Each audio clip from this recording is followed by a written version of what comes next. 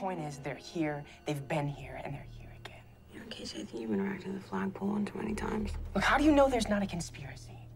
Look, maybe the X-Files is right. Hey guys, welcome back to Spooky Tuesday, a weekly podcast where we're breaking down all of our favorite slashers, thrillers, monster movies, and black comedies on the new scariest day of the week. I'm Sydney Thompson. I'm Monica Height. And I'm Chelsea Duff. And this week, as promised last week, we are talking about The Faculty, a 1998 film all about what happens at a high school when the faculty start to behave a little strangely. And they do say that in such terms where they go like, the faculty are behaving so strangely. Like that's pretty much word for word a direct quote from the movie. They really drop it in heavy. Minute one. Yeah. But if you haven't seen this movie, I will do the IMDb summary for you real quick. When Casey Connor, Harrington High School's newspaper photographer, witnesses the murder of a nurse and sees her alive again, he decides to investigate the bizarre happenings. Okay, first of all, what?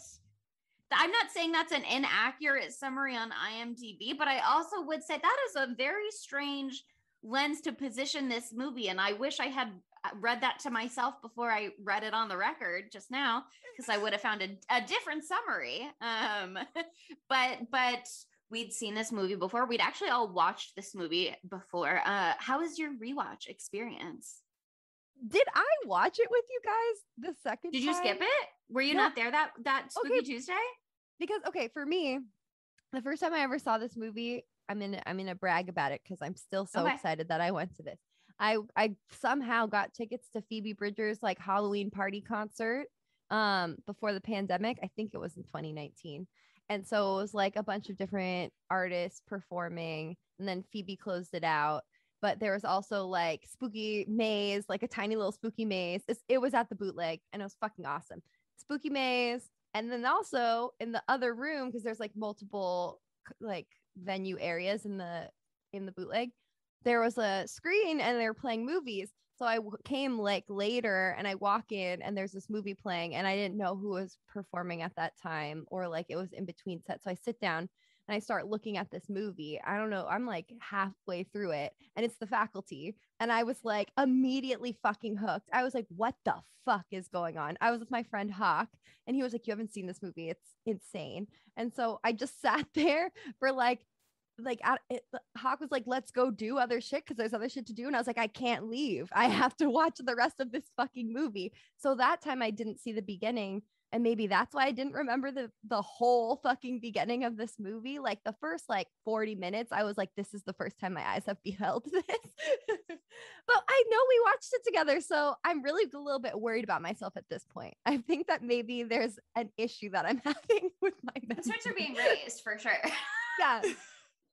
Definitely a little alarmed, but I had a beautiful time watching it this time around. I'm so glad we're doing this on the pod. It's gonna be a blast. This movie is wackadoo, like straight up, like from the plot, which is very like Invader of the Body Snatchers meets The Breakfast Club, and also just like every 90s movie must be set in a high school. There's nothing that the 90s loved more than a teen high school movie. We get Josh Hartnett, who is very dreamy, but also like so obnoxious. And has one of the worst haircuts I think I've ever seen, ? Why is it sticking out like that on only one side? Like it's like he straightened just this like part at the nape of his neck, and it's just almost at a 90-degree angle from his head. It's impressive almost. You know how everyone is doing like the mullet these days with the shaved sides? He like grew out specifically the sides so that they could come to a little pointy point is what he did. It's very counterculture of him. Honestly, I love it. He's playing against type in this film. It's very counterculture of him. Love it. But actually, Sydney, you're totally right. This movie is very Invasion of the Body Snatchers, The Thing, etc. It has like a lot of homages to a lot of different movies that people involved with this film had worked on, but also a lot of different like horror sci-fi movies in general. But also what's really interesting is that I don't think that we really necessarily gave much thought to where we put it in our schedule, but to have it follow What Lies Beneath and It Follows is actually like there's a lot there. The What Lies Beneath, we planned that. What are you talking about, Chelsea? We planned that. We clearly we planned that. Through, okay. We always like to find a through line. Thematically, it just like works, you know? Thematically, it just rolls one right into the other. What Lies Beneath is mainly just in paranormal bodies of water being important to the plot, and also actors from Shondaland, because we've got not going to say her name right, but Famke Janssen in this movie. She is so stunning in this, even though her so funky. From How to Get Away with Murder, and as I mentioned, and What Lies Beneath, Olivia Pope's dad, Roman Pope, is in that movie, and he has a real name as well, and that name is Joe Morton.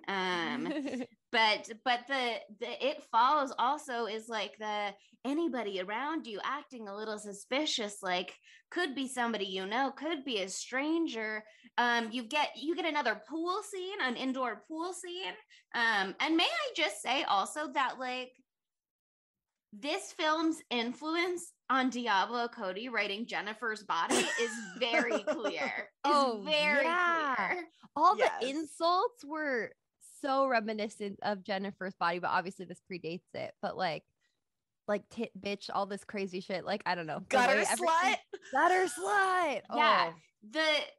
John Stewart, first of all, is in this movie. John Stewart like as hot with like a nice little goatee. Yeah, I was like deeply attracted to John Stewart in this, and I was like, this is a new feeling. I need to unpack this later. No time right now. Yeah. We'll get to that when we have a little more time. But Jon Stewart as the science teacher is very much the same vibes as J.K. Simmons in Jennifer's Body. You have a spooky indoor pool scene. You have people's bodies kind of being consumed or taken over by a force beyond their control. You have the gutter slut of it all. Delilah is certainly part Jennifer Check, but also Gwen from Sky High, extremely Gwen from Sky High. There's just the DNA of this film. It's so clear to me that Diablo Cody watched this movie, sat down and wrote Jennifer's Body the next day. You know what I mean? It's its own thing. Jennifer's Body, a whole ass masterpiece, but the influences are so clear in a way that I didn't recognize when I first watched this movie last year, just because I hadn't seen Jennifer's Body as recently as I have since we did it in June. And yeah, no, that's a great observation. Yeah, it's a clear reference. It's a clear fucking reference. A clear reference. It's just, yeah. And also I didn't realize that this movie was Robert Rodriguez, and I, love him. And I've been trying to get us to do the whole double feature Planet Terror and Death Proof. And Spy Kids 2, Island of the Lost. Bro, I'm on his page right now too. And I was like, what the fuck? He did Spy Kids too? But was he just the producer? Because that's like a different vibe. Was he also the director for Spy Kids 2? Oh, he did Zorro? Oh my God. I love him. Also, it makes a lot of sense that Salma Hayek is in this now, because he had just done From Dusk Till Dawn before this movie. And then Salma Hayek's in this movie. And I was like, all right, it's all making sense. And it's the same era, Salma Hayek, obviously, because we know about years and time and age. And she's the similar age, because these happen one right after another. But she's so fucking beautiful in this. Like, I can't, every time they introduce a new character in this movie, you're just like, they're in this person? How are all of these people in the same fucking movie? Like Elijah Wood as the cutest little baby bean of all time. So sweet. And this is pre Lord of the Rings. Not only are you gonna say it? I'll let you say it. Excuse me. So rude. Well, the director was like the one that was like encouraging him to like audition for Lord of the Rings. He was like, no, you should definitely try out for this.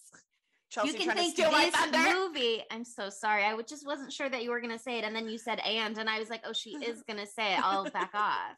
I just didn't want it to go without mentioning. It's so important. This movie gave us Elijah Wood in Lord of the Rings.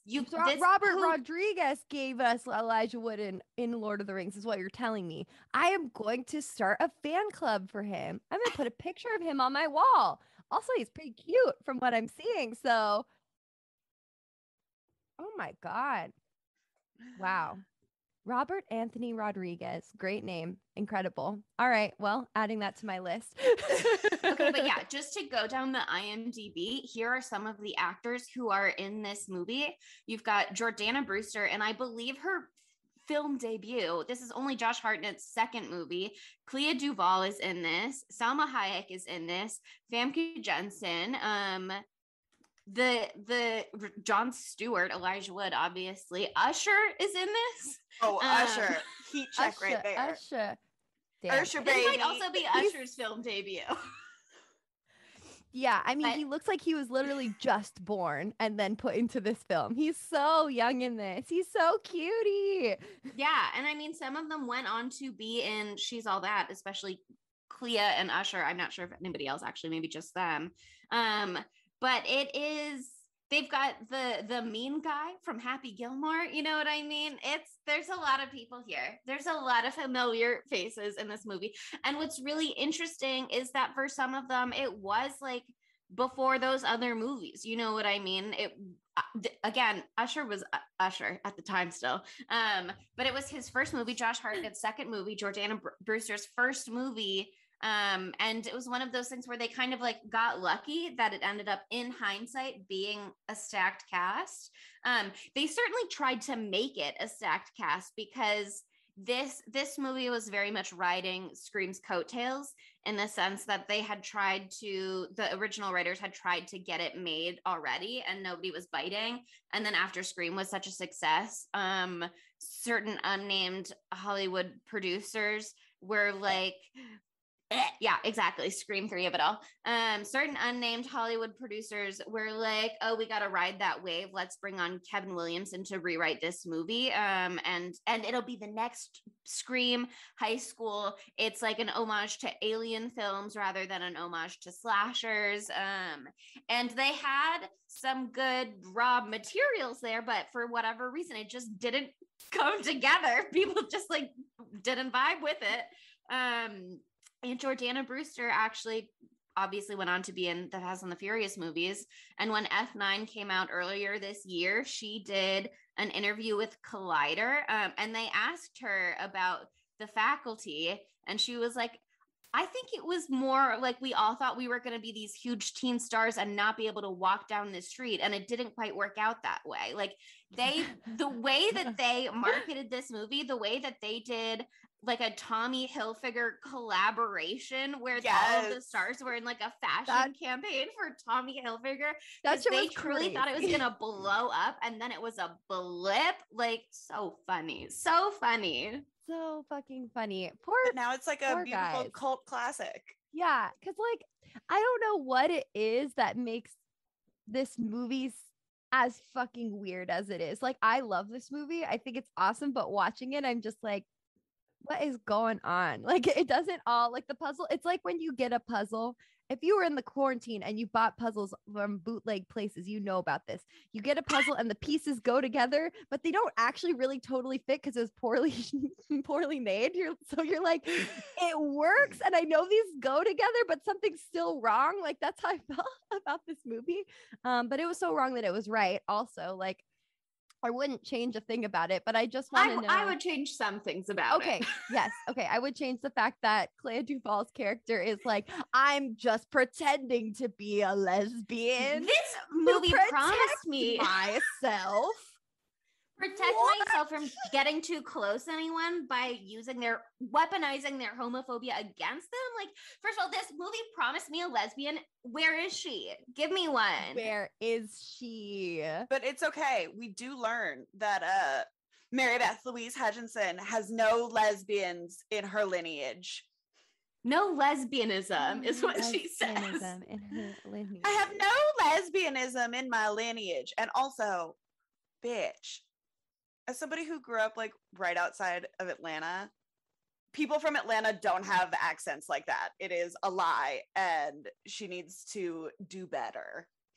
She's from Atlanta the way that The Walking Dead took place in Atlanta. You know what I mean?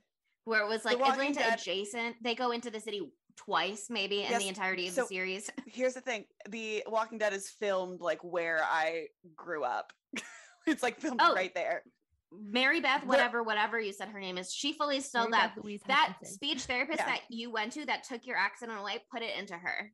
No, that was in Ohio. Then we moved to Georgia. This movie takes place in Ohio, Sydney. It does. Also, okay, wait, what is that quote in this movie that's so fucking funny? Like, why would they start the invasion in Ohio? And they were like refer to it as like the back door of America or something like that. And I was just like, brilliant. Can't wait to roast Adam for this because my boyfriend was born in Ohio. I mean, he deserves to be roasted for that.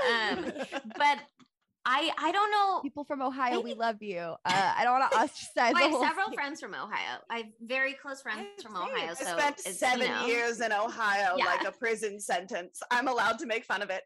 I love Sydney was haunted by a ghost in Ohio, so I was. Herbert's haunting. But okay, should we like get into the beginning of this movie or something? Probably. Yeah. If you want to know how the lesbianism in her lineage quote comes into play, it's actually because we start at a high school and it gives us this like very 90s high school movie introduction. Well, actually, we start on a football field with the football teacher losing his shit. There's like this whole faculty intro. Actually, I'm so sorry, I almost skipped it. Can you believe? But the football coach is losing his shit at the players. And he does shout the line, "You're not getting out of Ohio," which kind of dovetails back into what we were just saying. But they end up in this like faculty meeting inside where the principal has to tell everybody there's no budget for anything except for football. They can't even have a musical. They can't even have a musical. And they have what apparently is a very funny theater joke where the principal tells the drama teacher, you'll have to reuse the set from Our Town last year. And apparently Our Town doesn't have a set. And that's the joke. They did Our Town at our high school actually when my brother was there, and I'm pretty sure they did build a set, so I don't really maybe didn't remember that specific theater joke, so you were in on it. He was on tech crew, so really I apologize. That's my bad. I've made a mistake and I will be better next time.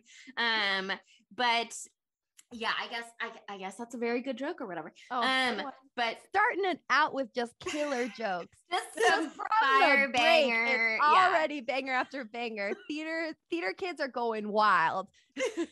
Yes, but things get a little crazy when that crazy football coach from earlier starts to be like weirdly predatorially sexy with the principal. And she starts to be like, "You're drunk. You got to go home and sleep it off." But then he starts to be a weirdo and he chases her out the school. But at which point he starts to be a weirdo as in he takes a pencil and stabs it through her hands. Yeah, that's pretty weirdo behavior. And then he goes, "I've always wanted to do that." Which same though. You've always wanted to stab her with the pencil, or someone? Not her, but like I don't know. Did you never take like your mechanical pencil and like fake like stab your hand with it? I did little fake graphite injections like a normal child. Yeah, that's the same vibe for me. Look, we've all had intrusive thoughts. You know what I mean? This is another moment where we learn something about Sydney where we're like, wow, you know what I mean? Like Sydney's always wanted to stab someone with a pencil. What do you mean you've never wanted to stab somebody directly through the hand with a pencil? I think it would be incredibly badass and totally cool. Yeah. That's probably true. This opening scene is so fucking fun because like it gives you like, obviously it's like the Scream opening, you know, where it's like almost like a separate little world, little story that occurs. But it was just weird seeing it with like adults because I'm just so used to everyone being killed being children in every movie that we ever watch ever. And so that was fun. Also, this principal was freaking gorgeous. Hot as hell. Hot and as the football hell. coach is like, you're looking very, very pretty tonight. And I was like, she is though, is the thing. Is, but you could have said it in a way that wasn't so fucking creepy. Yeah. But okay, like I totally forgot that the little old lady, the theater teacher, is already a parasitic alien lady. Because just when you think the principal is about to get away with the help of this theater teacher, she exacts her revenge for no musical this year and stabs her to death with a pair of scissors, which is always really fun to see. And then she also says, I've always wanted to do that. So clearly there is some resentment here against this principal with her budget cuts. Can you believe? But also I would say, I think the drama teacher must have been gotten by the alien like that same day, because when we see her the next day at school, she's had a total makeover, a total style. That's something I love about these parasites, because they're parasites, they're little worms. Yeah. But it makes everybody just make like bold fashion choices. They put on their shortest skirt, their tightest pearl necklace in the case of the principal. Like, just they care about like humans going through issues like the football coach. Yeah. At first, there's so many parts where like different people who are infected by the parasite throughout the movie are like, come to like, let the parasite infect you. It's so much better here. It's so much better. And there's like a couple times where I was like, it might be. They are well hydrated. They are drinking their water. You know what I mean? Drinking their water. As someone who is chronically dehydrated and underhydrated, and everyone's always like drinking water will solve every problem in your life. You know what I mean? Reminder to drink your water right now. Take a sip. But also like their problems must be solved because they're glugging away in every single scene. Okay, as someone who recently bought into that gallon water thing, you know, those this is so embarrassing. I can't believe I'm admitting this online, but I bought one of those gallon water bottles that like motivates you throughout the day to drink the whole bottle of water. And, you know, I was drinking a gallon of water a day and then some. And then I found out that I might be like stripping my body of its natural nutrients and slowly like killing myself. Too much water. So I would say that there is an upper limit, and I think these people have surpassed it. Maybe. I too have one of those water bottles, Monica. You are not alone. I have it staring at me now, and I haven't used it in a week and a half, and you know, I used mine once and decided it was too heavy for me to lug around my house, and so now I just use a small water bottle and I drink it like 4 times a day, and I actually finish it. So did you know that a gallon of water weighs 8 pounds? Because that's just heavy. But yeah, they could have solved all their problems by just carrying around these gallon water bottles, all these parasites, but they did not think of that. Wasn't trendy at the time. They didn't have hydro flasks. No, it was 98. It was 98, man. They could have used a Nalgene, you know, that would have been period appropriate. Very on brand. Very on brand, as I just said.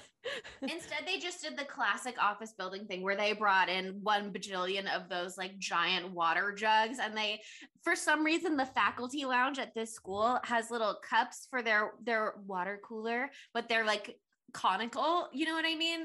You can't put it down. Sit it down. You have to hold it the whole time. But I guess they're drinking the whole time, so it doesn't matter for them. But anyway, yes, that's the opening scene. And then it's like, oh, you thought this movie was about the faculty? We gotcha. It's not. It's about the kids. And they do this really high school movie, teenage 90s intro where they like set the cast of characters and they show you a bunch of people and everybody has their own little character moment, and then it like flashes their name across the screen and they're like Stokely. Yeah. There's Casey. Stokely is not actually lesbian Clea Duvall. You have Casey who gets his balls first into a flagpole. Yeah. Like 10 that's times. baby Elijah Wood. That was like fuck a guy up real bad. So I was like, this is too casual. Yeah, and apparently there was someone on set who is in some bands that I didn't recognize the name of, and I don't know if she was like just an extra who went on to be somebody in a band, or if she was already somebody in a band at the time. And so they were like, "Do you want to be in our movie for fun?" But she was like, "What if I stand there and laugh at him when he gets his nutsack absolutely destroyed?" And they were like, "Go for it, bestie." So they put it in the movie. But so Casey gets now. oh, let me find it in my notes because I did write it down. The girl student with the black top and tan skirt who laughs at Elijah Wood getting his balls smashed into a flagpole, great wording, was Austin rocker Sarah Talbot, who at the time was the front woman for the Hollywood Wife Beaters. Laughing at Wood was her idea, and the director kept it in. What a sequence of words in that piece of IMDb trivia. Nope, I don't know that band, so we're good. Nope. But yeah, I love the fucking vibey ass opening sequence. It's so good. The font that they use is preposterous too. It's like blood splatter font. Like there's so many fucking weird ass stylistic choices that they make, like with the cinematography. Like later on they do that weird zoom on the theater teacher's face. Yes, I also made a note of that. It's like zoom zoom, like I don't even know. It's like I've never seen a zoom like that before, and it was just like not really warranted because she wasn't doing anything that weird at the moment. I guess she was just staring, so that warranted the zoom. But whatever, man. As we said before, Robert Rodriguez can do whatever he wants because he brought us Elijah Wood in Lord of the Rings, and also he helped Jordana Brewster on her way to the Fast and Furious franchise. He's given us so much, you know. Truly. But yeah, so I mean, this movie sets up all the what? We didn't finish the character introductions, which was why we started that whole thing to explain the lesbianism bit. So you get all of these character introductions, including Delilah, who, by the way, also, if you ask me, lesbian, because her character introduction is her boyfriend trying to kiss her and her being like, "It takes me 72 minutes to apply this lip gloss, and if a man touches me, I will lose my shit." And like, bestie, I've got news for you. But so there's Delilah, Casey, Stokely. Stan is the boyfriend who is the captain of the football team, but really looks like he should be playing the drug dealer character, Zeke, who's played by Josh Hartnett, who frequently plays the captain of the football team character. So it's like this kind of interesting. Not that he doesn't absolutely look like boys that we went to high school with who were on the football team, because he 100% does. Yeah, I feel like he looks like he could be. I don't think he gives off drug dealer vibes. I feel like Zeke really fills that role well, just because he grew his hair out so weird. It just works. The hair is doing a lot of heavy lifting. And then also the part where they associate him immediately with a disgraced That 70s Show star who plays a classic burnout character in like everything he's in. But we get Stokely is sitting at her table by herself being a goth lesbian, so you would think, and then this new girl, Mary Beth, comes over and introduces herself. Mary Beth Louise Hutchinson, excuse me. Mary Beth Louise Hutchinson comes over and introduces herself and is like, "You're sitting alone, let me be your friend." All of this back and forth, and then that's when Delilah comes over and is like, "Stokely, are you seducing the new students again?" And she calls her a violent lesbian, which is just that's also the moment where we get the gutter slut insult. My question is she saying that she's a lesbian who's violent, or is she saying that she is so lesbian that it's violent, do you think? I think she's a lesbian that's violent. I think she's so lesbian. She's violently lesbian. I feel like it goes both ways, but it really works on a lot of levels. So the dialogue, so smart. But yeah, that first of all, the dialogue actually is really funny in this movie at many different points. It's also just so awkward though sometimes too. Like sometimes I'm like, God, that was killer, and then other times I'm like, what in the motherfuck? The thing about this movie is it not consistent? Is that why it's no so weird? I mean, maybe. The thing about this movie is it's one of those things, I think, like Glee, I hate to say it, but where you almost like it more after the fact, ironically, you know what I mean? Like if you had watched this movie in earnest in the 90s, I absolutely understand why you would not be enthralled with it. But this, like another movie that I think we will do later in the fall, perhaps, that I won't say the name of at this time because I'm going to preserve that moment because it's so beautiful to me. But if you know what I'm thinking of, Monica and Sydney, then maybe you know what I'm thinking of. Oh, no. Well, it is another movie where they thought it was gonna like kind of be this same sort of Scream thing and elicit the same they're gonna pick up on it, elicit the same response, and it just absolutely flopped at the time for some reason. But now watching it years later with like that sort of ironic perspective and hindsight and what humor is now, where it's like a little absurdist a lot of the time, is very much like still middle of the road humor and not like out of bounds humor, that makes it so much more enjoyable. Because I think if we weren't at that period in film and in humor and in like TikTok humor being what it is, you know what I mean, I don't think that this movie would hit for us the way that it does. And so while this movie was, I say, well written kind of jokingly, and Monica says it is not consistent, and she's right. In hindsight, this many years later, it kind of slaps. It does slap. It slaps. This movie slaps because it's exactly like you said, because it's so fucking fucked up and weird. It's just, it just is. You don't expect all of the weird ways that it goes. And also I really liked watching this movie another time, like the third, I guess maybe third time now. Not for sure on that one. And also like reading about it afterwards, like the AV Club article on this movie was really, really interesting because I didn't think any big thoughts when I watched this movie. I was just like, what the fuck is going on? The AV Club, Alex McLevy thought the big thoughts for me, and I appreciated that. Monica was just all vibes, no thoughts, and this article was all thoughts. Really? Yeah. Tell me some of the thoughts, because I didn't read it, and I also am explicitly vibes watching this movie.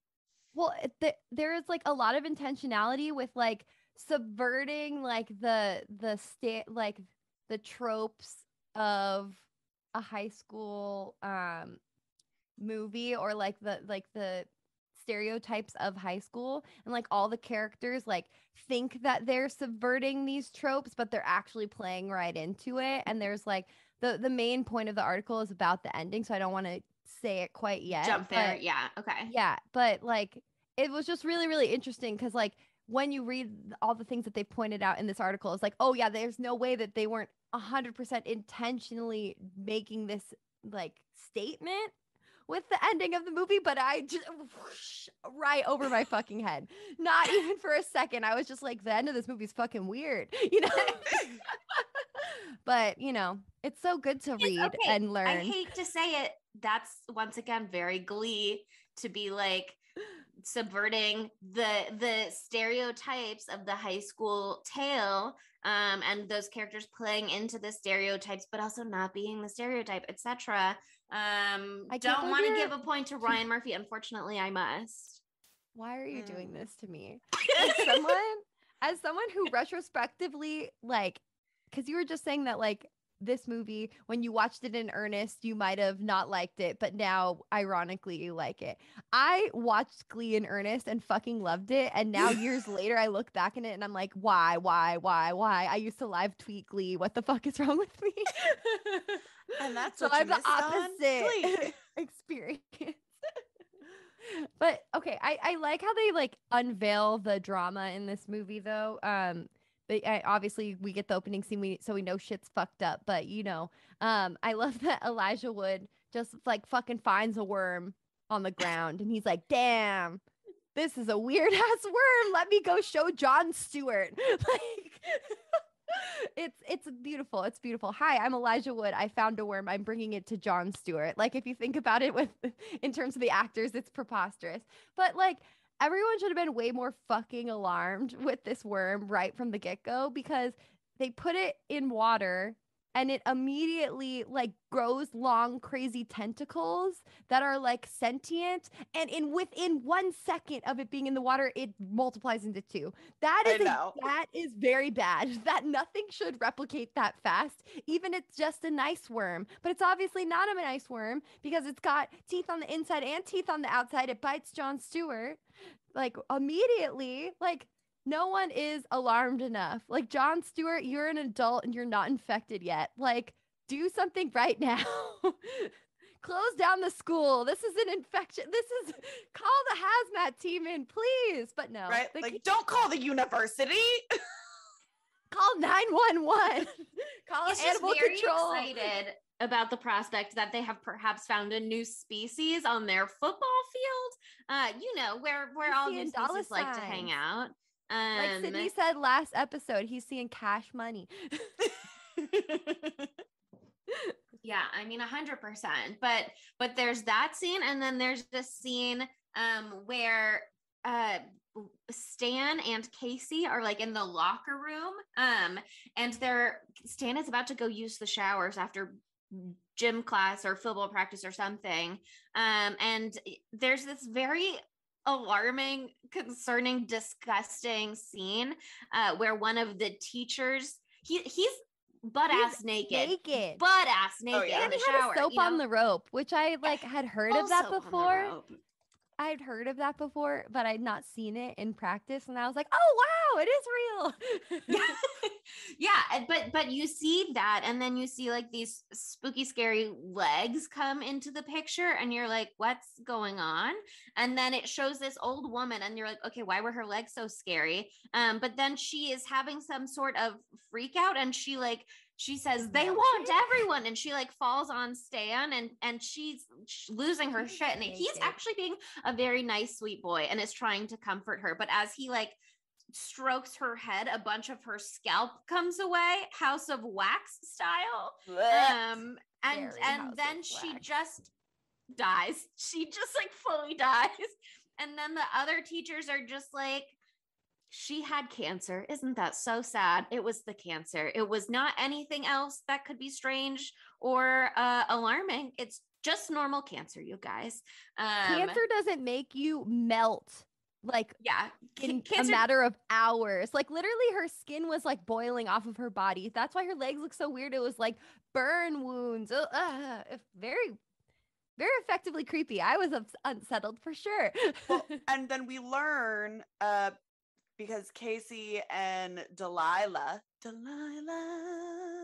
are snooping around the faculty lodge and being like, they're trying to find a story for the newspaper. Looking for a scoop. I love. And they hide in a closet, and that's very gay of Delilah. That's all I'm gonna say. The gym teacher and the theater teacher are talking about how, the poor old woman just couldn't survive because the temperature was too hot for the older body. So she literally boiled and melted. And then they murder Salma Hayek. That's why they gotta drink water all the time to keep the temperature down. Yeah, to cool them down. And then they murder Salma Hayek, and they find out, and then they see like Casey and Delilah are like freaking the fuck out inside the closet. They are like banging all around. This is a giant ass closet. I wish my closet was that big, but I don't wish that there was a melted old woman body in my closet because because it falls on them. And then they run out, and then they meet the principal, who we thought was all dead. Nope, she's back. No, she's here and she's sexier than ever. She's back, and she cut 4 inches off her miniskirt, baby. It's barely there. Deeply inappropriate for a faculty member, but let go, girl. Do it. Looking great. And so then we get Casey's parents involved, and they come and they're like, oh, we don't believe you, blah, blah, blah. And the cops are there and they think they're like, there's a dead body in the closet. And it turns out like they're like, no, it's actually just like a CPR dummy. It's not like a real dead body. And then they fully just gaslight them and trick them when the cops get there. And then they're like, Casey's like, ask Delilah. And Delilah is like, don't ask me. I'm out for myself. And I will never show up to back up your story. I will only come back later in the movie in disguise. Yeah, I think one of the really affecting things of this movie is like, I wish I had seen it like when I was young, because like when you're young, when shit goes wrong, you're like, mommy, daddy, teacher, you like go to the people who are in charge, in scare quotes, you know, who the authority figures, and like the authority figures are what's doing it to you in this fucking movie. Like there's no place to turn. It's all on them. And like, everybody who follows the rules dies, essentially. Like you get called to the office, you get a fucking worm in your ear, and you've turned into a little parasite alien. Like it's amazing to see how efficient they are. Yeah, like truly. When adults are taking over the world, they're fucking efficient.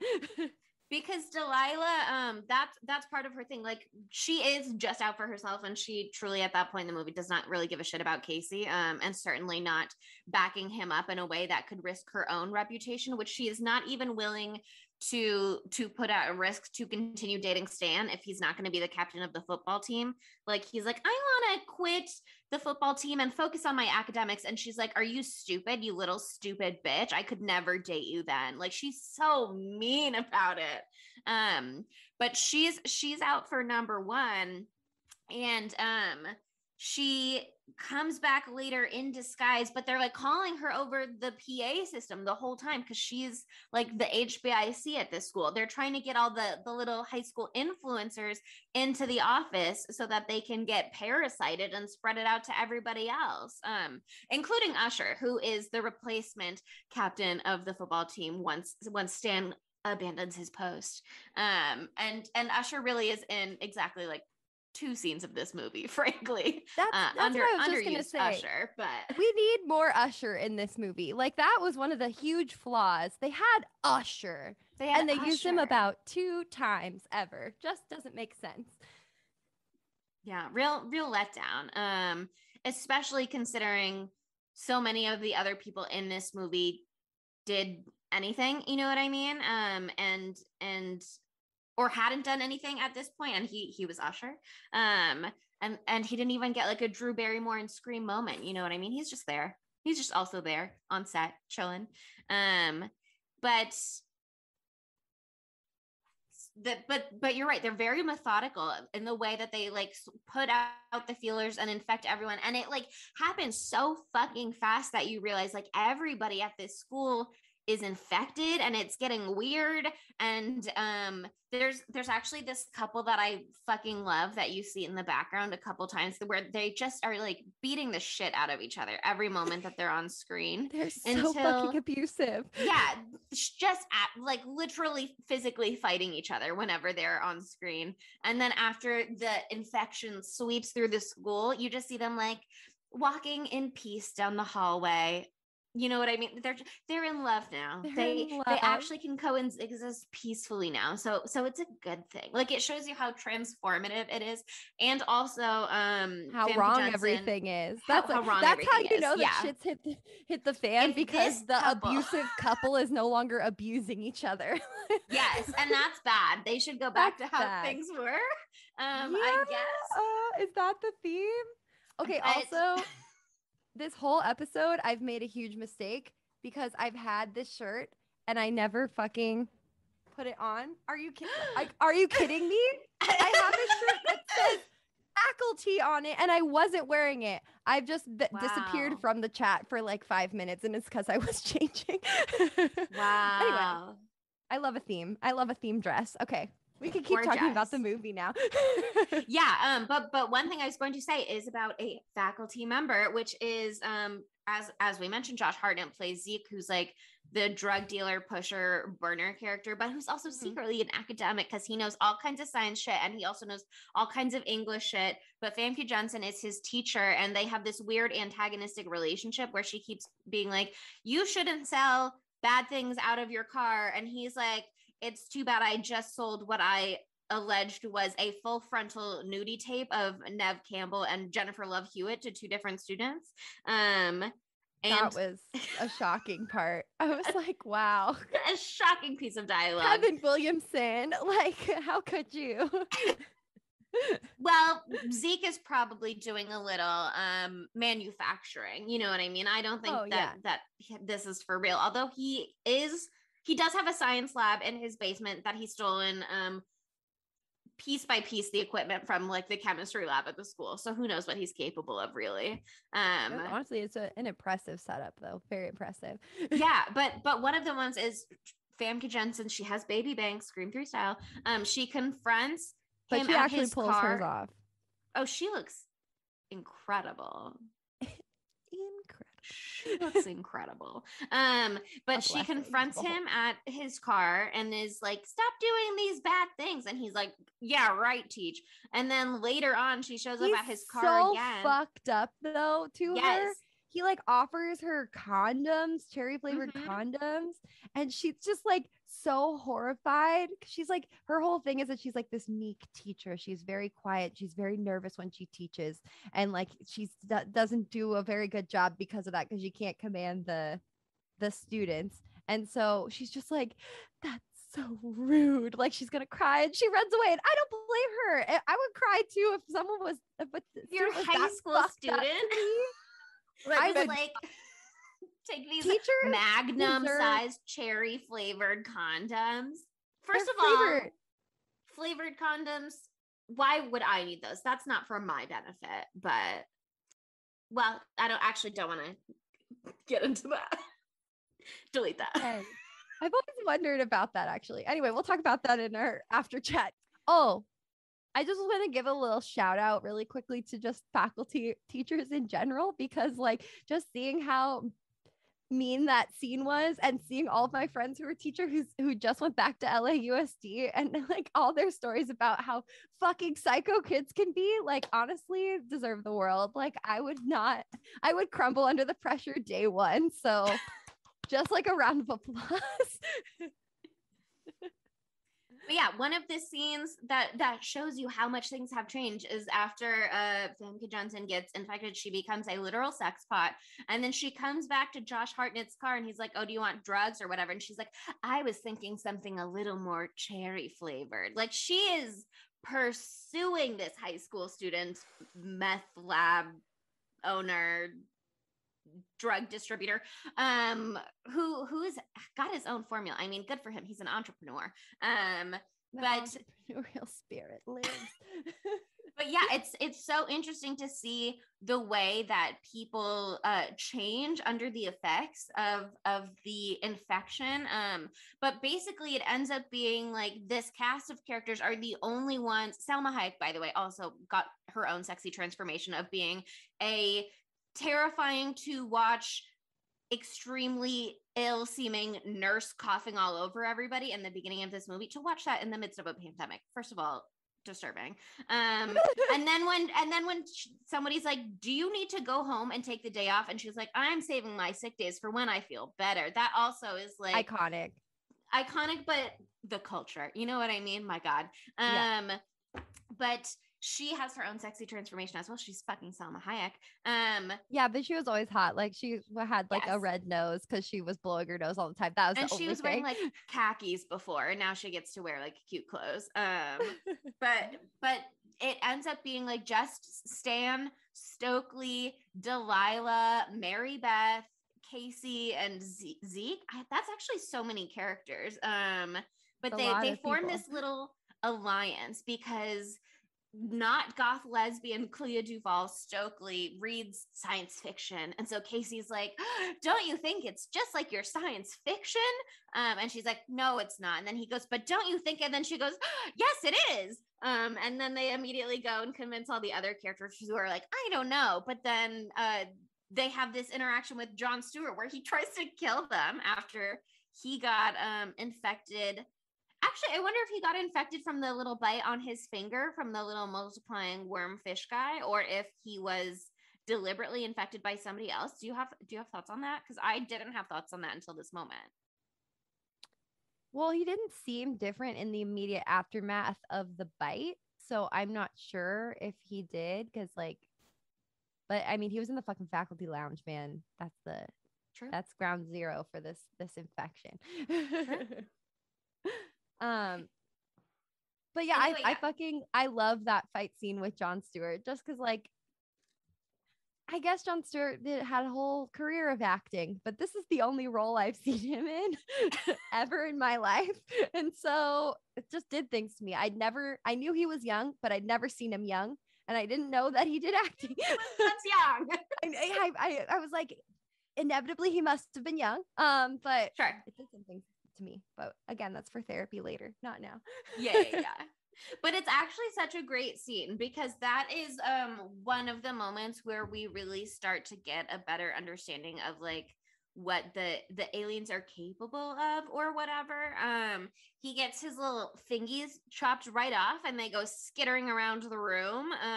They turn into worms. That's the thing that I don't understand, because I don't understand how anyone fucking survives after being infected when apparently their whole body is a big worm. The sexy teacher, her head gets chopped off at one point and it walks around sentient and with reattaches itself. Oh, horrifying. Incredible also. But then everything is still okay. How is her body still okay? I don't understand. I think you can make the argument that what the narrative presented to us by characters within the film is that it is good to be infected actually, and it will unlock your inhibitions. You can be who you want to be. You can be happier. You can be at peace. You can all of these things. And it's great. And so I think you can also make the argument that there must be physically healing capabilities. You know what I mean? Yeah, that makes sense. Yeah, and we see that when his fingies get cut off, they're each their own individual worm. And when we see Elijah Wood get attacked later on, it's a bunch of worms that go at his face. So I think there's a bunch of worms inside of them kind of occupying their body and running it like a little puppet. But that makes sense because they can multiply so quickly. So even if they just get one worm in the first place, there's probably 15,000 worms in about 10 minutes. So makes sense. Yeah. And they can be combated in the sense that Jon Stewart gets stabbed in the eye with one of Zeke's little drug pens, because he stashes the powder in where you would put the ink in a pen. Genius. Incredible. Great choice. Great delivery system also, because what we learn about these glug glug little aliens is they love water, and if you dehydrate them they will turn to dust essentially. So if you give them a little caffeine powder, it just sucks them dry like the Sahara Desert and they essentially dissolve. And Jon Stewart gets stabbed in his eyeball with one of the pens. Okay, and this watch, I noticed something I never noticed before. In the teacher's lounge at the very beginning, Jon Stewart is I guess has a history with Salma Hayek, which I'd watch that. Anyway, and he's I called you this weekend, and later, in that same scene, she's ugh, I could just stab you in the eye or something like that. She literally says exactly that. And then wow, foreshadowing. That's the clear reference to What Lies Beneath, just the theme of foreshadowing. He literally gets stabbed in the eye later, and it looks really, that's just the way that they did the effects for that with all the fucking foam shooting out of his eye socket. Gorgeous. Loved that for us. Okay, I just Googled something. Yeah. And it says the number one myth about coffee you need to stop believing, because coffee is caffeine and we're supposed to believe that the caffeine that they're doing is supposed to be like, you know, the big, like it dehydrates them, but it just says caffeinated beverages like coffee have a mild diuretic effect, but this does not increase the risk of dehydration. So I'm gonna guess that he's really not making caffeine and he's making meth. Well, okay, it's caffeine pills and other household items. He makes that very clear, and so that could be Sudafed. My guess is he's just like straight up making meth. Meth with caffeine in it.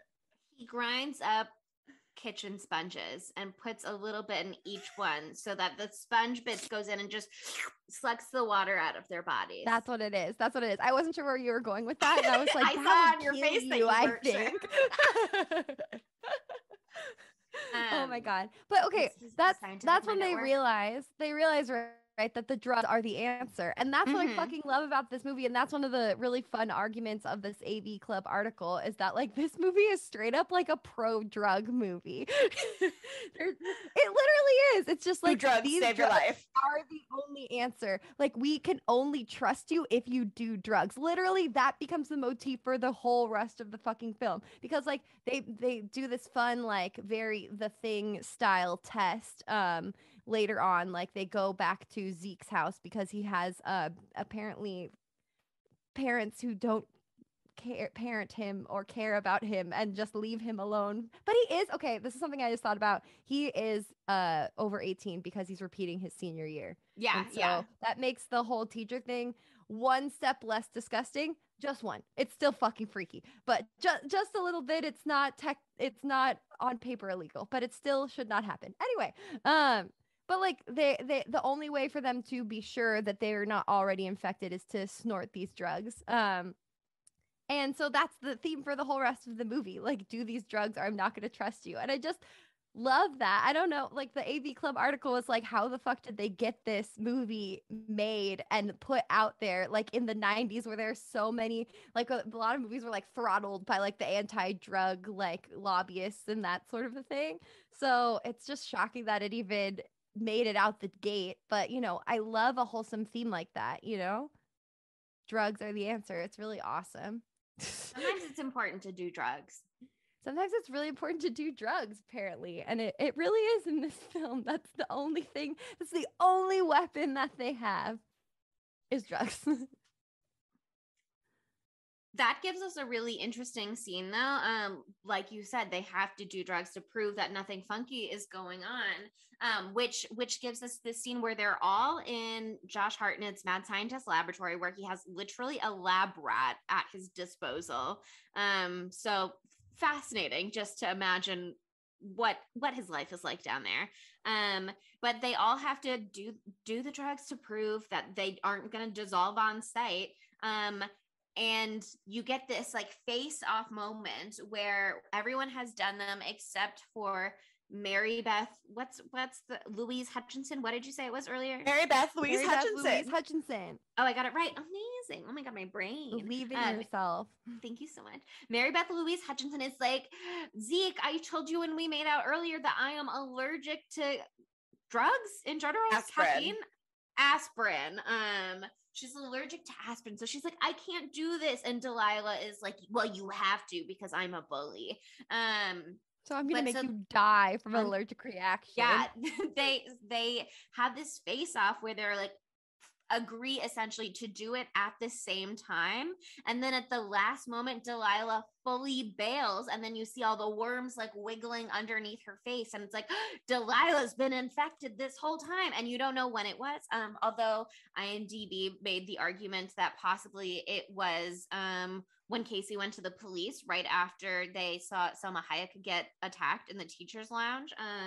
And they couldn't find her anywhere. Or you could argue that it could have happened in this scene where they're getting attacked by Jon Stewart and his detached fingies, because I think it happened then. Yeah, that's the detached fingies are already dangerous, but then another character like pulls her away to hide together, and so that could have been like a deliberate exposure moment that we didn't see because it took place behind a desk. So it is kind of interesting to like wonder when she started. And I think the argument that it happened sooner after the police thing is more compelling, and I'll explain why later. But so it turns out Delilah's infected and she runs away, and then they're like, okay, great. They've somehow decided, not really based on any facts, really, they've kind of just intuited somehow that the way that it works is that there's one person in charge, a queen, if you will, of the aliens, and it's like Night King, Game of Thrones style rules, where or Dracula, if you will, if you kill the person that sired them, so if you kill the queen, then they're all gonna get stopped. That's all just based off of the book that Stokely read, the Body Snatchers book that she talks about. They're like, this happens in a book. And then they're like, oh, well, it's probably real. And I was like, oh, that's how you can tell they're teens. There's like, this is the only like point of reference that we have. And so it's this or nothing, or we go off of nothing. So, which is very It Follows, to be like, this is what the characters would have thought of. They don't have that many resources at their disposal. They're just doing their best.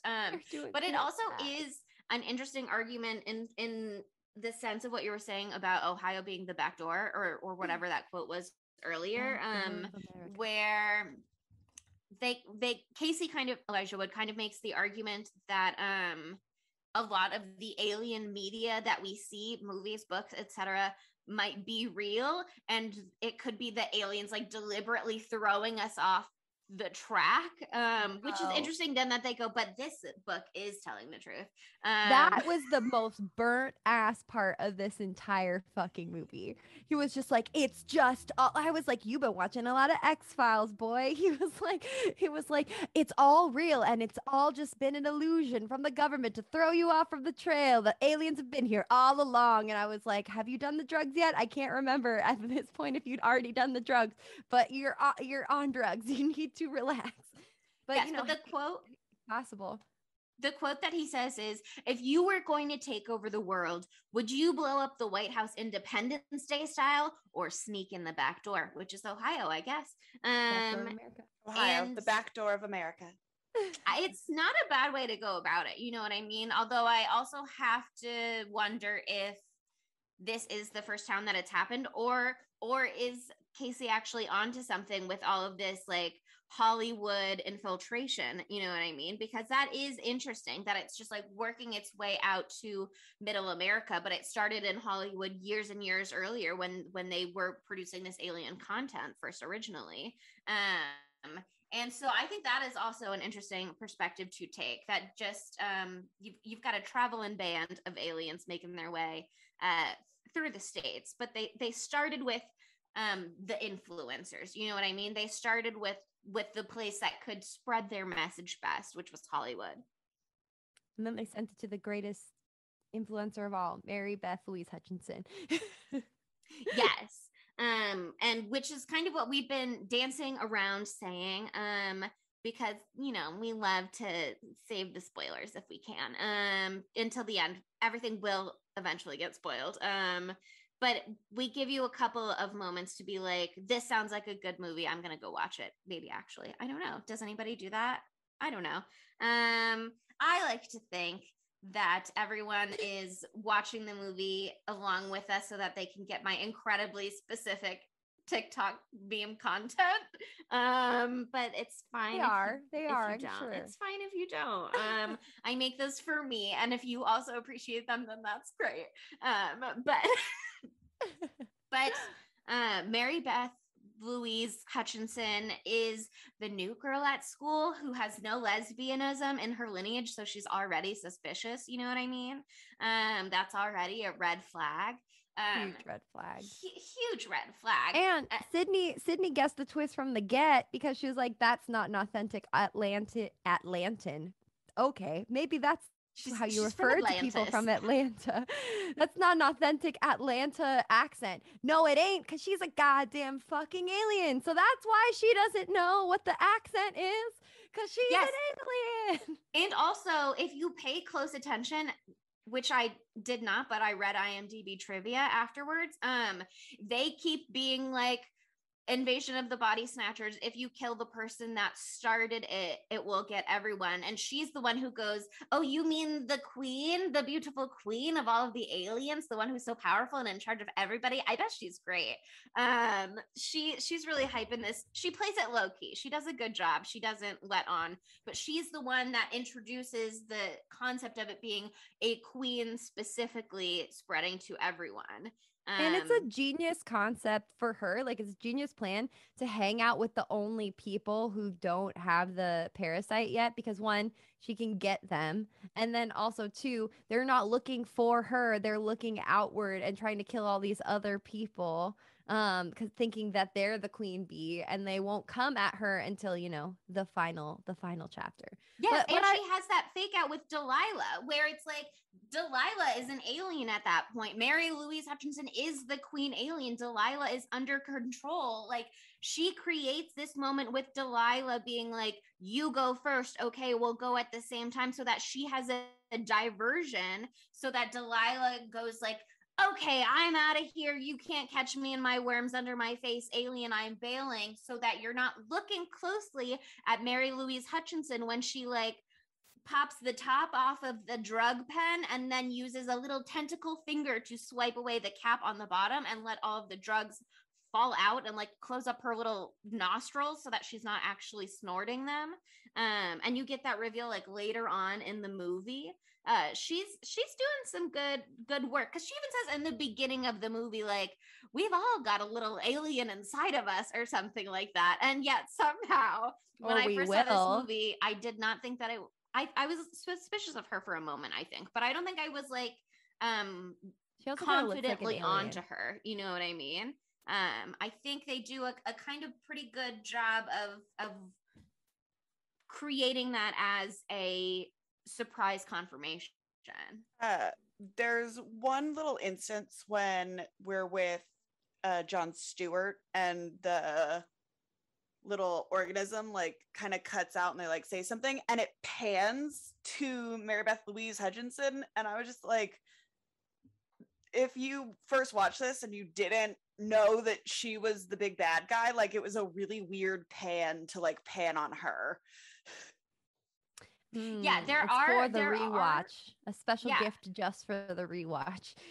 There are definitely moments like that, and honestly, when you are in the know and you like look at the poster, even she's very much like centered in the middle of them, kind of slightly glowing in a way that the other ones aren't so much, because she's got like the full aura around her, not just the lighting on one side of her.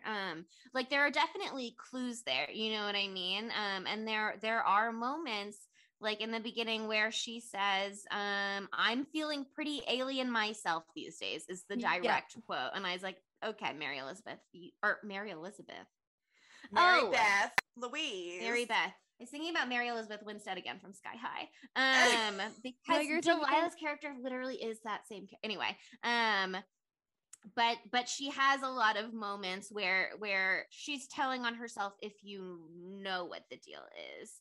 And she plays it really well, honestly, for the most part. Really and then does. It gets revealed near the end of the movie. They think it's like the principal must be the queen, because of course it would be the principal, you know what I mean? She's in charge of the high school, and the football at the high school is the heart of the whole town. And so in a sense, she is the heart. Even we've seen the beginning of the movie because we are the audience, so we know that it's not her and that they're on the wrong track. But it's the conclusion that they draw, and then they like shoot her, maybe, I don't remember. They shoot her point blank in the head. Yes. Oh, yes. And then she like falls down, and Mary Beth is like, she's getting back up. We have to pour literally every single drop of drug that we have onto her. And at first you're like, she is being overly cautious, even though the other characters are like, stop, no, because we don't have infinity drugs, but she's scared. She's trying to make sure the queen is really dead. But what she's doing is trying to get rid of all of the drugs so that they can't use them again later against her, because she's the alien. Yeah. This scene is like really wild, because this movie came out in 1998, and you wouldn't be able to get this after a post 1999 scene of, you know, somebody being shot in a school, because this is like a pre-Columbine movie. And you're just like, that's such a good point. It's like so wild just like watching like things that happen after like a really defining like cultural moment in American history, and just being like, ooh, that would not fly today. That is interesting. Obviously, like that has kind of come back into play in the culture, but we talked about that on the Scream 3 episode, where like they radically changed the plot and altered it to be less like school centric, less student centric because of Columbine. And that was like such a huge pop culture reaction at that time, when it was still so fresh that like there was not even any fake blood in that movie. So that is really, really interesting, with this coming just before to have someone shot point blank in the head, a principal. With like so much blood. So much blood.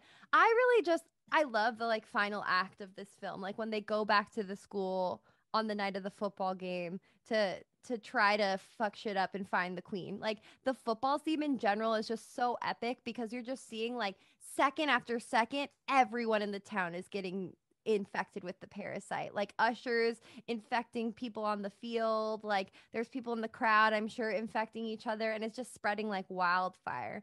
And I also really love the like social breakdown that kind of happens within our like group, like final group or whatever of students that aren't infected, like as they slowly start getting picked off one by one.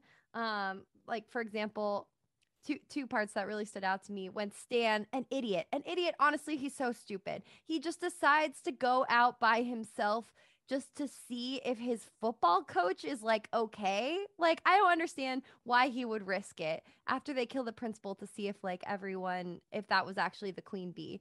And the scene where he sees the whole team in the rain and they all have the little tentacles coming out of their face and they're just like lapping up the rain is so fucking iconic. It's so good. But you're skipping the part that is the worst part of this movie, where before he goes out, they have this like, what if it's our last chance, final moment make out scene with Stokely, who should be a lesbian, but tragically is not. And I mean, good for her that she likes Stan and Stan likes her, and they make it's very Breakfast Club. You know what I mean? Where the crazy outcast character and the jock pair up after all, a shocker. But you know, whatever. It's like I said, this movie is an homage to so many of the other like big cinema pop culture moments that came before it. But that is got to be the worst part of the film. But I do love the emotional part that happens right after that, once he is infected and he's trying to like manipulate her to go outside and get infected. Like that shit is so fucked up, because it's just the concept of like not knowing if like your close friend is still your friend, you know, or like the person that you have a big mega high school crush on. Like that, those are big feelings, y'all. Like you don't know if they're still the Stan you've grown to love, and then they prove says, to like, you that they're not that person anymore. Yeah, that was so fucked up. It was so emotionally manipulative. I'm like, Clea Duvall, you're already beautiful. Don't listen to this guy. Keep on your goth makeup. I love it. He has a whole Mark Wahlberg in Fear moment where he's like, open the fucking door, open the door. Yeah. A clear reference. But it gets even more insane, because that's the moment when Zeke and Casey go outside, because they realize they might have like 4 more drug pens in Zeke's car, and they have to go get them, and they're outside, and then at one point, than no drugs. Some drugs better than no drugs, always true. And Casey says, does it really take 2 of us to get to your car? And Zeke goes, nope, one of us is a decoy, which just like, ouch. Heartless. Just truly heartless. But you get these incredible school bus football team Famke Johnson fight scenes. Delilah is confronting Casey. Casey somehow upper body strength yeets himself up through like the skylight emergency exit little window in a school bus. Well, he does say that he only He only runs when he's being chased, and so And he's right actually to do rather sporty when provoked. Yeah, but that's when she gets her head cut off. It's all this stuff. And then eventually they get back inside. And Mary Beth is sitting on the bleachers with Clea Duvall trying to do this like sneaky sell. Like, do you think maybe actually it would be great to be an alien? Have you considered it at all? She tries to make it sound like she's like defeated, and so she's just thinking of giving in, but in reality, yeah, she's like, I know you pride yourself on being the outsider, Stokely, but aren't you tired of being something you're not? I know I am. And then she like just fully punches her with a tentacle arm, which gets wild. She just gives up and goes full tentacle, and transforms into this like alien creature that is Giant. now on this chase scene with them through the pool and the locker rooms. And this also leads us to like the whole last bit of the film. She's either a big giant alien like thing with tentacles and way too many teeth, or she's fucking naked for the whole rest of the movie. Mary Beth Elizabeth. Whoa. What's her name? I got you. Hutchinson. My bad. No, Mary Beth Louise Hutchinson. You did this to me, Chelsea. You ruined me. Oh my God. Well, once I'm thinking about Mary Elizabeth Winstead, I can't stop because I have such a big crush on her. But anyway. But I just love the final bit of this is just so good. Like the fact that they run into, again, the pool room, the room with the pool, Jennifer's body, we're getting It Follows, we're getting all of it. And it's just so stupid because it's just like, okay, guys, you just put yourself in a shit position because they obviously are aquatic. So you're fucked. Yeah, that was a mistake. Poor planning. And I just felt so bad for Casey too, because like Zeke comes back into the picture with his drugs and like they're being actively hunted. Like it's the do or die scenario. And he's like, do drugs right now, Casey. Do drugs right now. I'm like, poor fucking Casey, man. He's gonna be high as balls, like as he maybe dies. Like terrible. But also when Clea Duvall's character gets or when Stokely gets like thrown into the pool too, or like pulled into the pool and she absolutely smashes her fucking face on the tile. Oh my God. And on the blood in the water. Like, Sydney, was that getting you excited? A little bit. But she is not a lesbian, so does nothing for me. Just a real unfair fake out of a lesbian fair. Drop in this movie. But yeah, I mean, the thing about her being naked for the rest of the film is that it's so funny for some reason, and also I feel like it's not like particularly male gazy, you know what I mean? Like they're not really sexualizing it unnecessarily. She just is naked because she's an alien. She's like, what do I care? Which is so you don't really see it. Yeah, and even one character is like, are you naked? Like, why are you naked? Why are you naked? It's Stokely versus Mary Louise, whatever the fuck. Fuck you. You ruined me. Mary Beth Louise Hutchinson. Mary Beth Louise Hutchinson. And they're both like, I'm not the monster. She is the monster. And Zeke's like, Mary Beth, why are you naked? Answer me something, Mary Beth. Why are you naked? But I am ass naked right now. She's like, what? You can't handle seeing my body? And I'm like, what a great deflection. But you're ass naked. This is very suspect. He also has a very rude line about Stokely, though, where she's like, we don't know what she is, gay, straight, alien. And it's like, well, okay. Well, aggressive. Some people take a long time to figure it out. But she's young. She's got time. But yeah, I mean, also like, Casey's a genius. We'll give him that because there's a lot of people to get distracted by in this movie, but Casey is the hero. Though he is not the tallest of the bunch, He is the most beautiful cherubic little angel that there ever was. And the idea of smashing the monster with the bleachers is just so fucking genius. Like, it's just so smart. And I've also always had a fear of getting crushed behind the bleachers because I used to like run behind the bleachers at our school, and they also were retractable ones. And I was like, this could be the final time that I'm alive. But I'm still gonna run behind the bleachers. That's not gonna stop me. Not gonna let it ruin your fun. Yeah, I'm not gonna let it ruin your fun. And then his iconic final line before he stabs her in the face is guaranteed to F you up. Is that what it is? Guaranteed to jack you up. Guaranteed to jack you up. So iconic. Funny. Iconic. But okay, the final little bit of this movie, and this is the part that the AV Club article I was reading was talking about.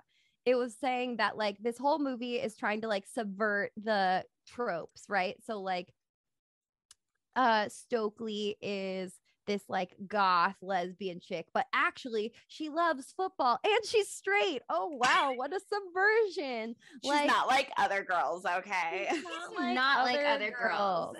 Like, and it's because she's not gay like all of us. So yeah, I mean that so is not like these girls. That's her apart.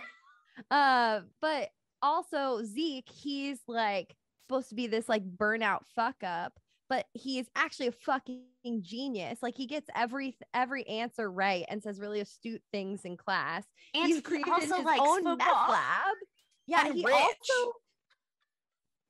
Yeah, he's got a lot going on with him, but he's like smart and thoughtful and entrepreneurial and all of this stuff, and an asshole at the same time.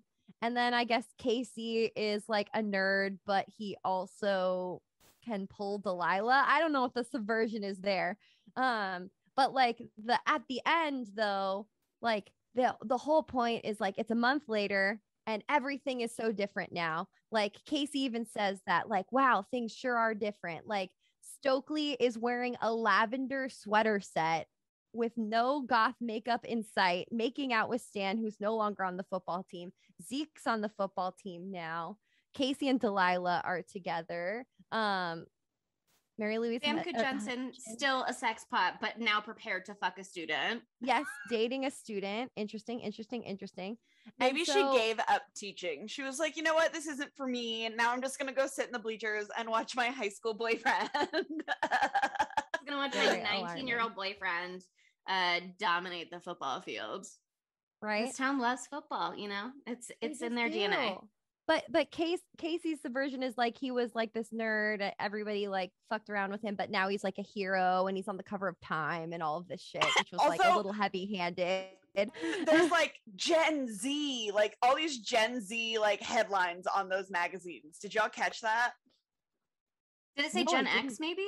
No, Gen X. That's what it is. Sorry. I was like Gen Z 20 years too soon. Like, no, it's all Gen X. I mean, how did they know? Because time passes and eventually you go down latter generations. I confuse that. It doesn't make any sense. But yeah, they did that whole.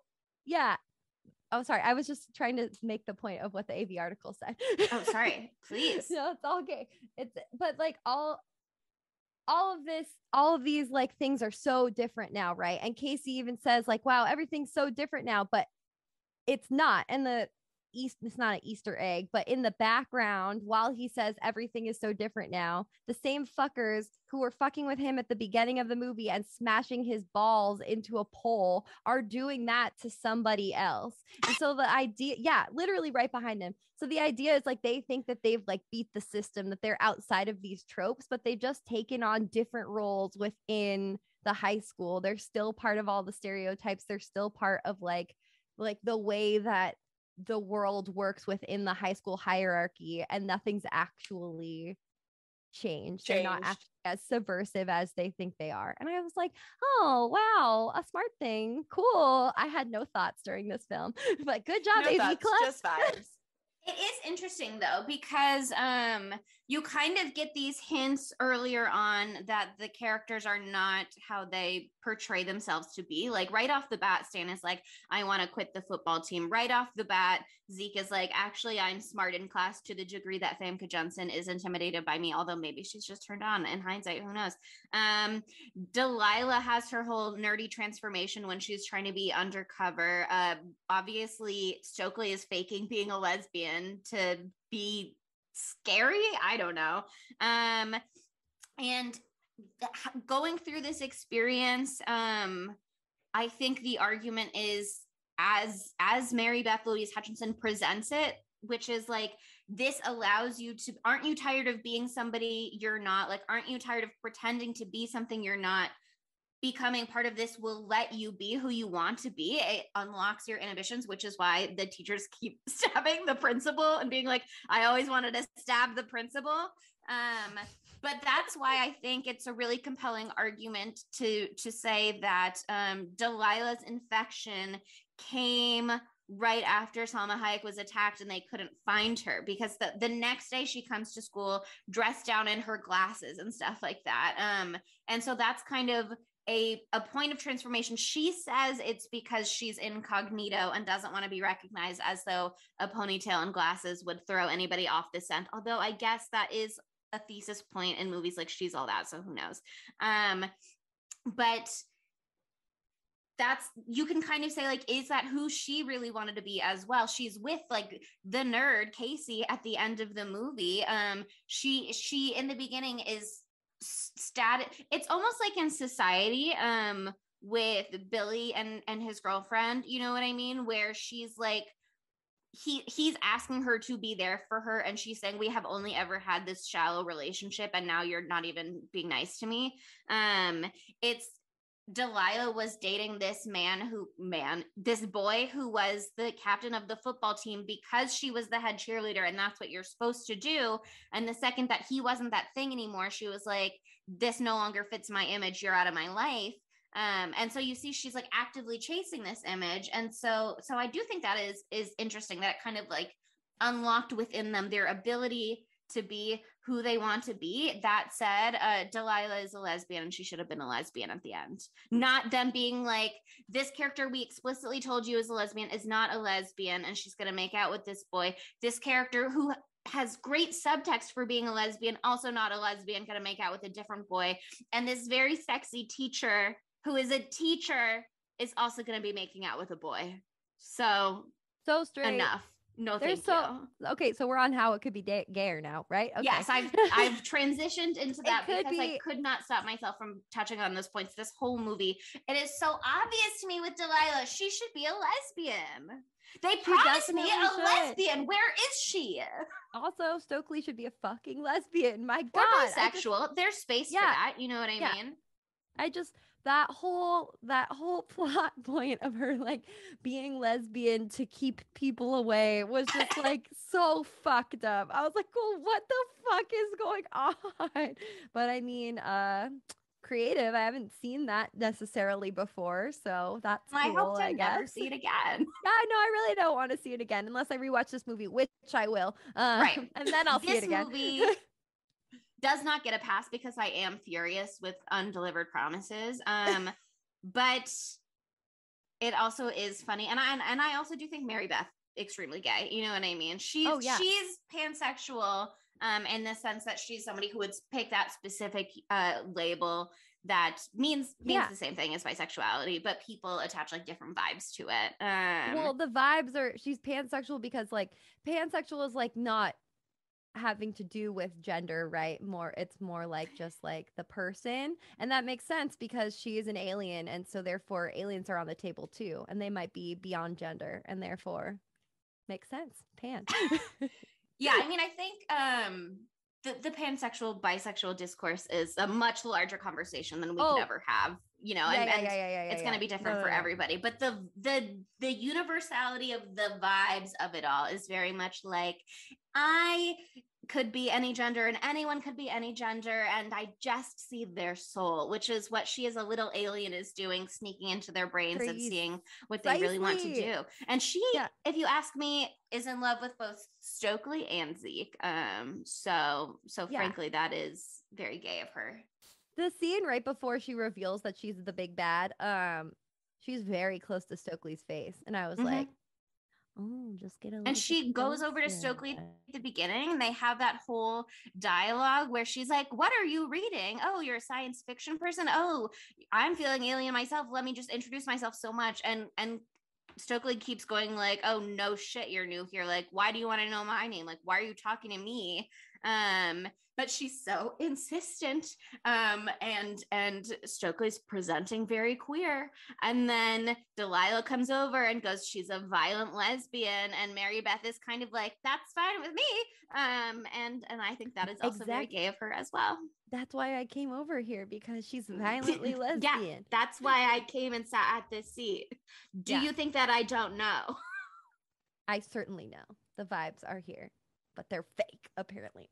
Whatever. They're fake, but Stokely is bisexual, and she will she'll figure it out. She'll get there in time. Yeah, she's going to college soon. It'll be fine. But there's not a straight woman in this movie. No. But okay, so where would our boy Matthew Lillard fit into this? And he's right on theme. I don't think he could have been in this, or it would have become a Scream movie, you know? Yeah. No. I've got a great spot. Where? Okay. So there is a scene in the locker room right before Stan goes and takes a shower. And Elijah Wood is like in the locker room, and you see Usher and a guy wearing the mascot mask, and he like briefly takes off the mascot mask, and I think that could have been Matthew Lillard. He like says no words, but it would have just been like a fun little nod. That would have been great. Gorgeous. And also they could have been like cameo by Matthew Lillard, and then maybe more people would have seen this movie, and it would have gotten a little bit more shine in 98. That's an iconic idea, and I don't need to entertain any others, frankly. That's it. That's the perfect it's the spot. Only place. It's the only place he could go. Or like he voices all of the worms. Not that they made any noise, but if they did, it's just him being like, or whatever. I'd like that too. Okay, the dumb bitch. Everybody's does some dumb shit in this movie, but who is the dumbest of them all? It's hard. It is hard because it almost feels like anyone who's one of our core group of teens is not a dumb bitch because they're doing a pretty good job. And anyone who is not in our core group of teens, you see being themselves for such a short period of time that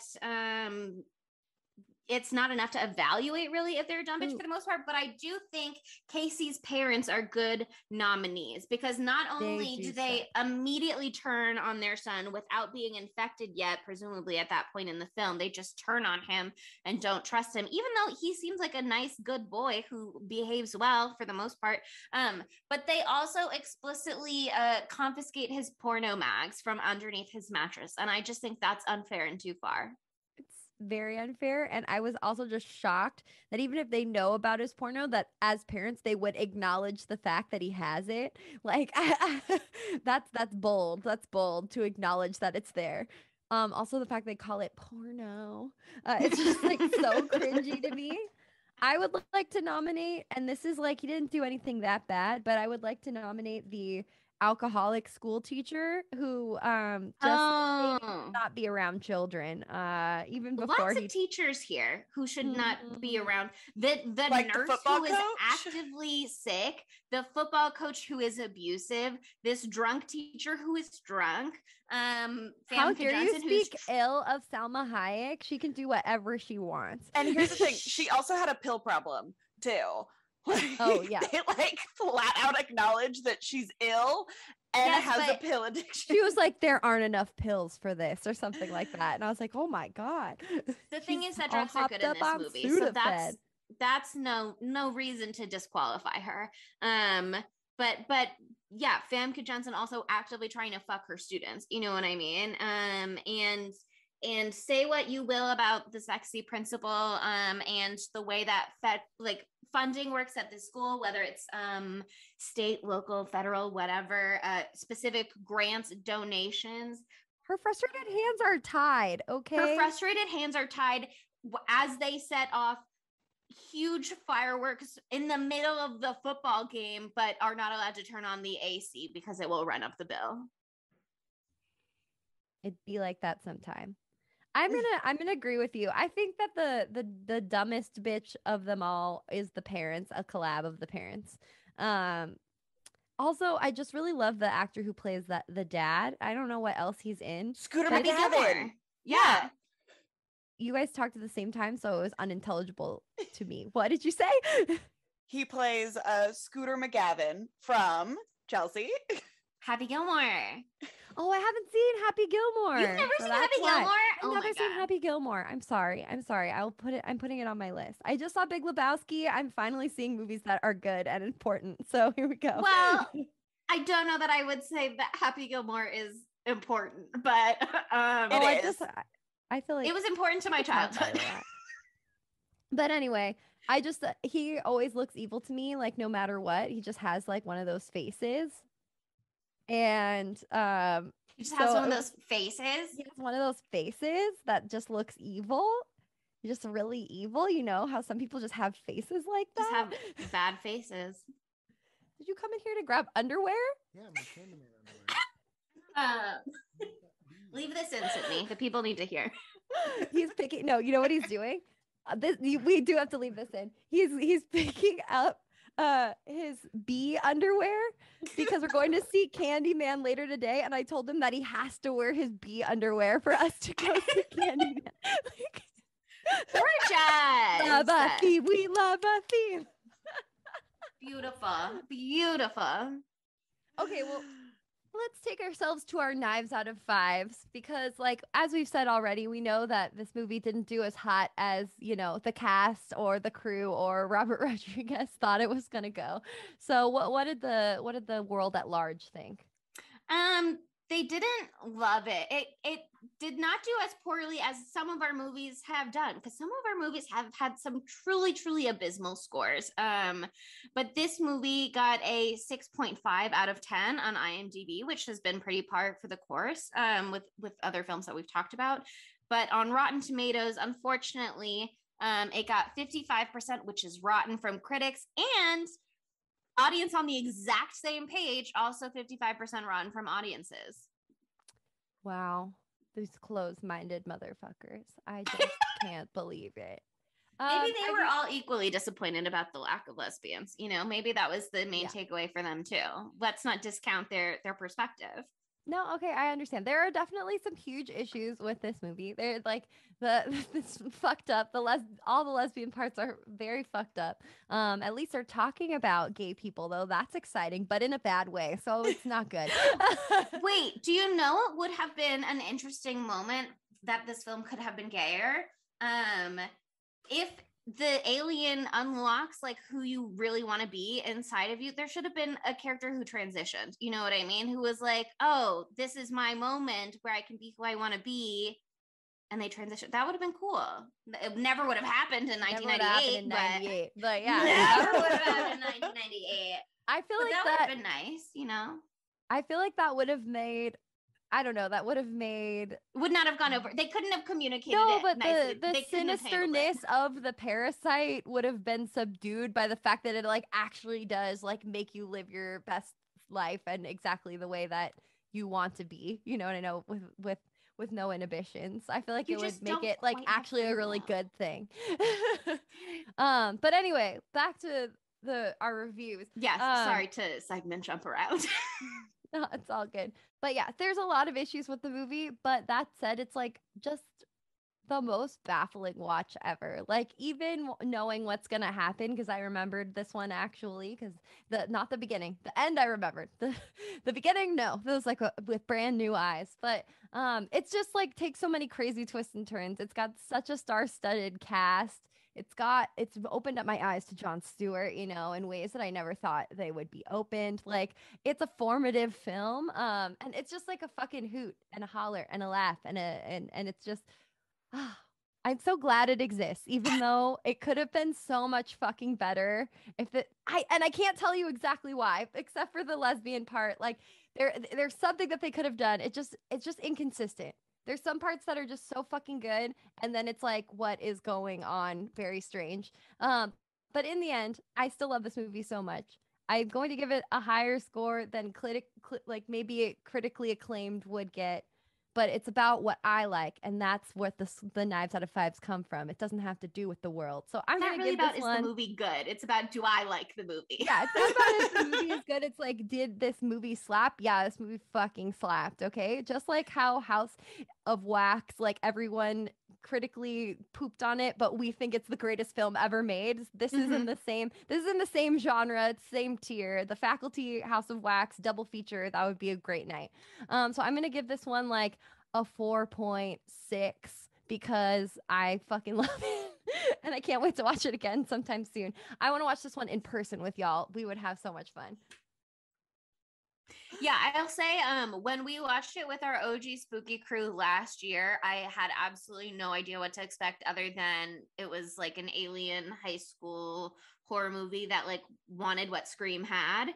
And it was so much more than that because it truly is an insane film to watch. And I really, really enjoyed my experience the first time around. And I didn't enjoy myself any less the second time, although I think a lot of the joy the first time was in how balls to the wall this movie can be at moments.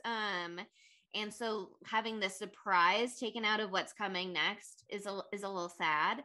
That said, I still very much appreciate it for what it is. I think I would probably give it like a 4.1 knives out of 5s because it simply is not gay enough for me. I get it. I'm gonna give this a 3.5 out of 5. I don't know if it was just like the mood that I'm in, but I had to watch it twice and I like couldn't fully pay attention to it. So like maybe it was me, maybe it was the movie, but like this is where I gave that same one to It Follows. I never have to watch It Follows again, but this is a 3.5 that I would rewatch in the future at some point. That one was like a 3.5 like slashy emoji face. This is like a 3.5 like smiley emoji face. Yes. 3.5 heart. Yeah. Yeah. Wink. Oh, so that's The Faculty. What a fucking wild ride. And next week we are taking a very big tonal shift. This movie, Sydney and I have seen it before. Chelsea has not seen it. Sydney and I fucking love this movie. Like I am giddy. Like just the fact that I get to watch it this week, I'm so excited. It's a newer one. I'm not exactly sure what year it came out, but it's The Autopsy of Jane Doe. And it's spooky as fuck. Like actually spooky. Like we're actually doing a legitimately scary movie, you guys, on our scary movie podcast.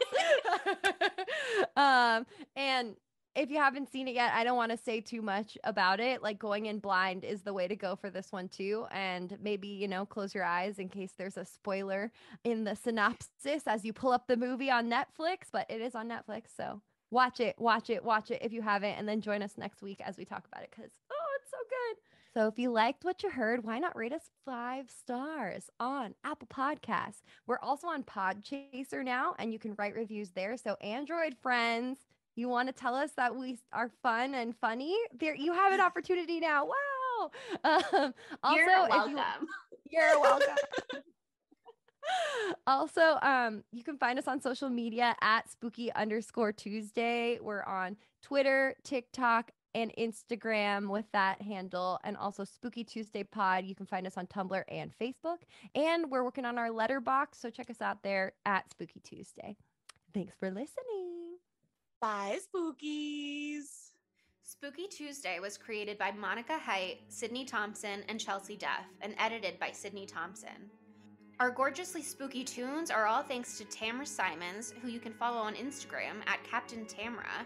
And our podcast art is by Mary Murphy, who you can find on Instagram at _moon_OMG.